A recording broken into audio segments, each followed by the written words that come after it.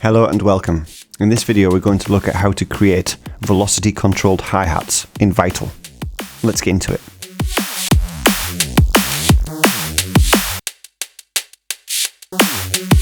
So the first thing I've done is I've created a 4-bar loop with 8 notes.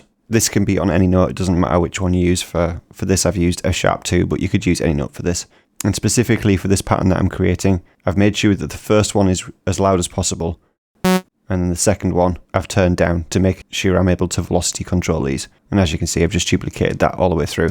A second thing that I've done is in the MIDI control and the modulation wheel, I've also increased the modulation wheel amount to maximum for a couple of eighth notes here and there, because later on we're going to try and recreate a little bit of an open hi-hat sound as well. So the first thing that we're going to do is we're going to turn off oscillator 1 because we don't need that at all. And then we're going to turn on the sampler. And we're going to turn it all the way down. Now, for now, we're just going to use the white noise, but I'm going to demonstrate a couple of other samples that you can use to create some different tonal hi-hats. We're going to go into envelope 2, we're going to turn the sustain all the way down, and we're going to apply that to the level of the sampler. We're going to start bringing the decay down.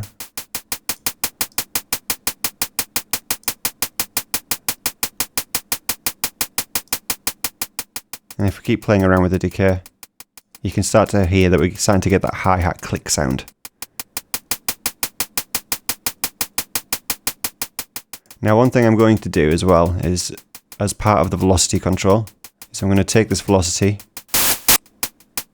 and I'm going to apply it to the amount on envelope 2. So as you can hear, it's louder and quieter alternately. Another thing that I'm going to do to emulate how a hi-hat sounds is the harder a hi-hat's hit, the more it has a little bit of a splashier tone to it, but the quieter, the more it just sounds like a click. So we're going to turn the decay down until it's very clicky, and then we're going to take the velocity and apply that to the decay. And we're going to decrease the range, so the loud ones have a little bit of a longer decay, and the quiet ones have a very short decay. And you can change this to taste as well.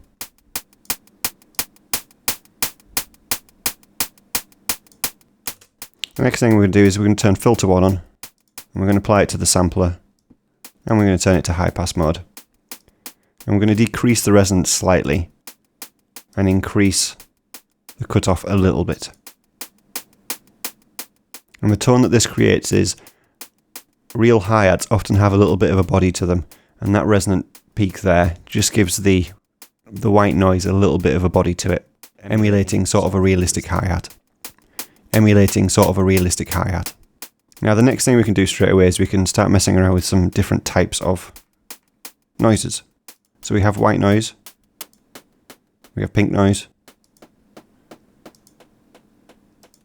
and as you can hear, the different types. I quite like the river sound. I think that works quite well, and I think we're going to stick with that one for this. But as you can see, you can get different tonalities for when creating hi-hats.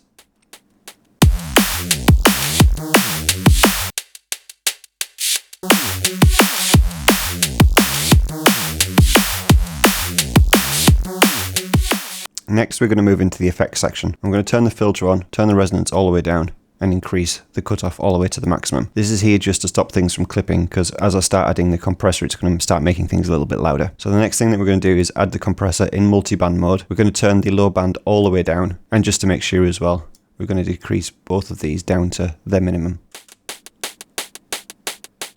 We're also going to increase the attack to maximum,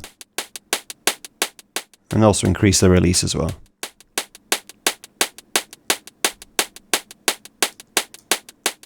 After this, we're going to add chorus. And what this is going to do is give the sound a little bit more body and a little bit more of a natural sound as well. So we're going to decrease the voices to 4. We're going to increase the tempo to a 16th. We're going to decrease the cutoff and spread range, decrease the feedback, and then decrease the mix to taste.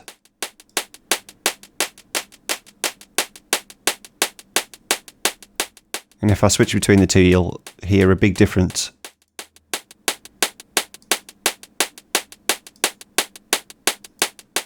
That movement just adds a little bit of natural realism to the overall hi-hat sound.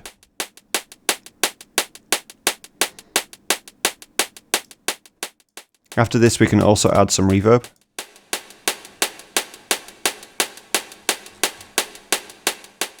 And we can shape the reverb as well, just to get rid of some of the lows. We can decrease the time a little bit. And now it sounds like we've actually put the hi-hats in a physical space. We can also apply some EQ as well. We can shape some of the mids out. And also with the high band, we can apply envelope 2 to the gain. As you can imagine, the harder you hit it, the brighter the cymbal's going to be. And then we can just edit that to taste as well.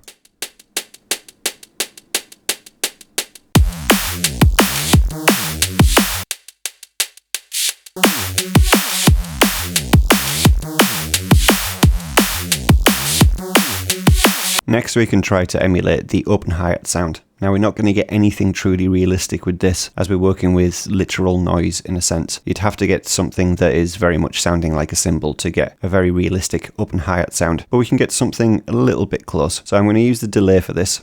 I'm going to put this after the filter. I'm going to turn the delay into seconds mode. I'm going to decrease the cutoff and spread range and increase the feedback quite a lot.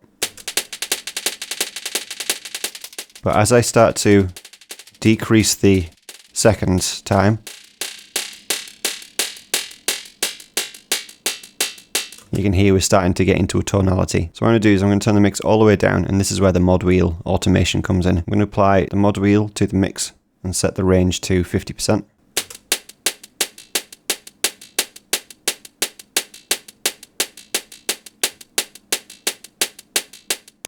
I'm also going to apply a little bit of random movement to the time amount on the delay. So if we apply random and we set that to bipolar mode, decrease the range a little bit and set the tempo to the 16th. It just gives a little bit of movement and change within that delay tone. The next thing that we're going to do is we're going to increase the sustain on the envelope. And now that starts to give it a little bit more of an open sound. We're also going to apply that to the attack.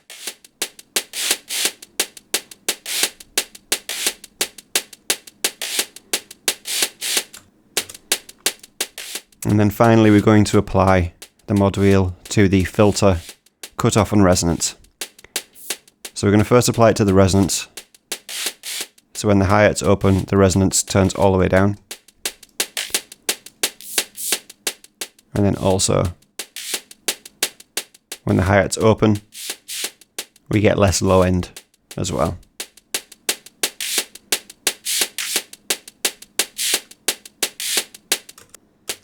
Finally, after this, we can come back into the effects section, go to the equalizer, turn the low band into high pass mode, and then we can just decrease the lows to taste. I've also set up a sidechain compressor outside of this as well. And we can play this back with a beat as well.